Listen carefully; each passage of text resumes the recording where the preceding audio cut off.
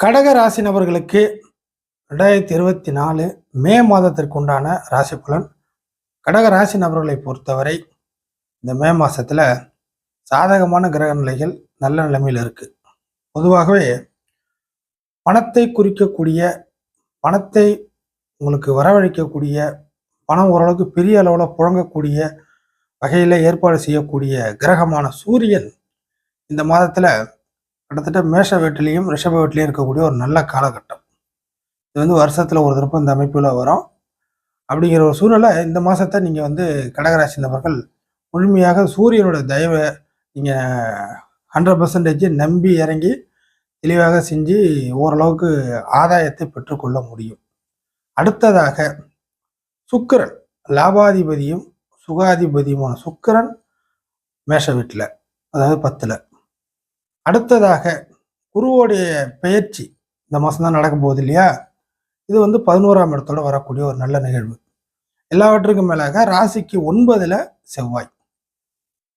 ஆக கடக ராசி நபர்களை பொறுத்தவரை மேஷ வீடு, விருச்சக வீடு, இந்த இடத்துல எல்லாம் வரக்கூடிய கிரகங்கள், இந்த இடத்தெல்லாம் பார்க்கக்கூடிய கிரகங்கள் நன்மைகளை கடகராசி நபர்களுக்கு குயிக்காக, அதாவது உடனடியாக நல்ல விஷயங்களை ஏற்படுத்தி தரும். ஏன்னா கடகராசி நம்மளுடைய தாட்டு திங்கிங்கே போனோம், டக்குன்னு வேலை முடிஞ்சிச்சு, ஒரே நல்ல வேலை முடியணும், அதுக்கான பிளான் பண்ணணும், போட்டு இழுத்துக்கிட்டு இருந்தால் வேலைக்கு ஆகாது. அதே போல் ரொம்ப ஏமாற்றத்தை தரக்கூடிய மாதிரி நாட்கள் அதிகமாக போணுச்சுன்னா அதெல்லாம் வேலைக்கு ஆகாது. டக்குன்னு முடிஞ்சுன்னா நமக்கு வேலை முடிஞ்சு நம்ம அடுத்த வேலைக்கு போய்க்கலாம் அப்படிங்கிற தாட்டு தான் அதிகமாக இருக்கும் கடகராசி நபர்களுக்கு. அதே வேக அளவுக்கு, அதாவது கடகராசி, அதாவது சந்திரன் வந்து ஒரு நாளையில் கிட்டத்தட்ட வந்து பார்த்தீங்கன்னா அதிக ஸ்பீடு கொண்ட ஒரு கிரகம். எல்லா கிரகத்தை விட அதிகமான ஸ்பீடு கொண்ட கிரகம். அதற்கு ஈக்குவல் பண்ணக்கூடிய அமைப்பில் ஒரு பிளானட் அடுத்தது பார்த்தீங்கன்னாக்கா சூரியன் தான் வரும். அதற்கு அடுத்த நிலைமையில் தேர்ட் அமைப்பில் செவ்வாய் வரும். அப்போது கடக வீடு, கடகத்துக்குரிய கிரகமான சந்திரன், சந்திரனுடைய நட்பு கிரகமான சூரியன், அடுத்து செவ்வாய், இந்த இடங்கள்லாம் வரக்கூடிய கிரகங்கள் கடகராசி நம்மளுக்கு ஒரு பிரச்சனைகளை சீக்கிரமாக தீர்த்து வர வேண்டிய வரவுகளை சீக்கிரமாக கொடுப்பதற்கு கடமைப்பட்டது.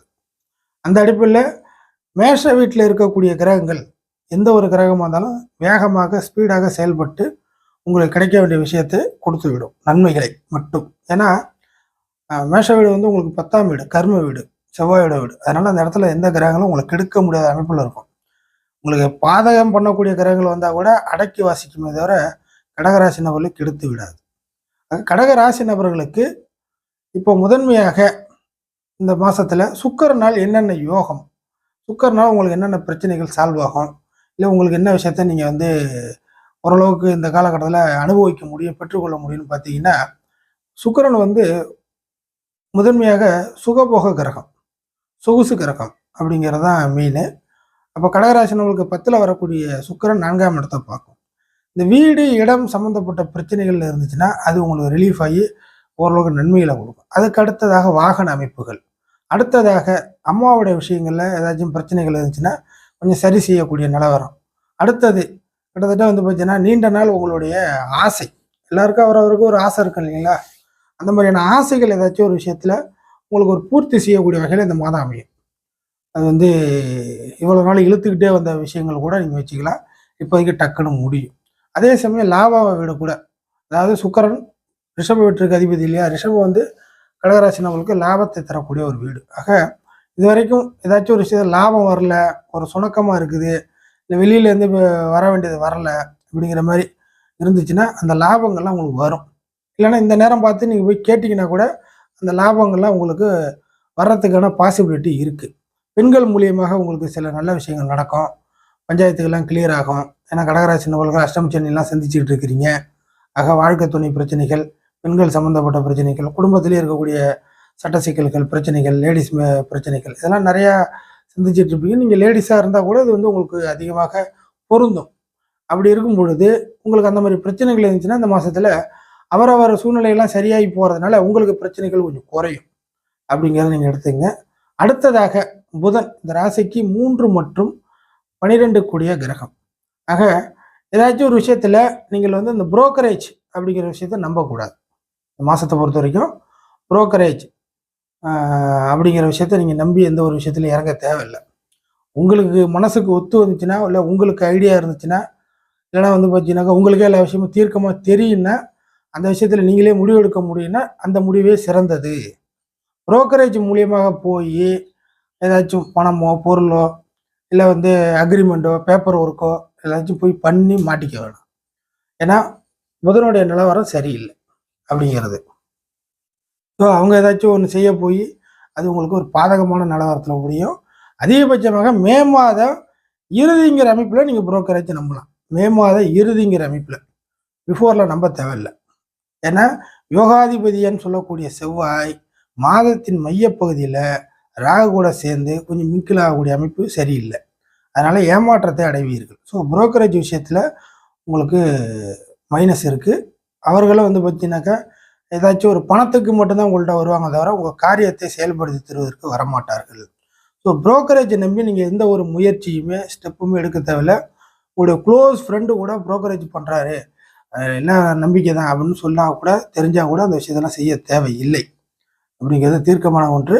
அதே சமயம் எப்படி இருந்தாலும் பண்ணி தான் ஆகணும் அப்படிங்கிற கணக்கில் இருக்கக்கூடிய நபர்கள் ஏதாச்சும் ஏஜென்ட் எல்லாம் பண்ண முடியாது, புரோக்கர் எல்லாம் பண்ண முடியாது அப்படிங்கிற மாதிரி நமக்கு அந்த அளவுக்கு விவரம் தெரியாது, யாராச்சும் ஒரு ஆளை வச்சு தான் இந்த விஷயத்தை மூவ் பண்ணணும் அப்படிலாம் நினச்சிக்கிட்டு இருக்க நபர்கள் மாதத்தின் இறுதி பகுதி நாட்களில் நீங்கள் பண்ணலாம். ஏன்னா அப்போதைக்கு மேஷை விட்டுட்டு புதன் கிட்டத்தட்ட நகர்ந்து வந்து ரிஷபத்துக்கு வர்றதுனால உங்களுக்கு அப்போதைக்கு அது கை கொடுக்கும்.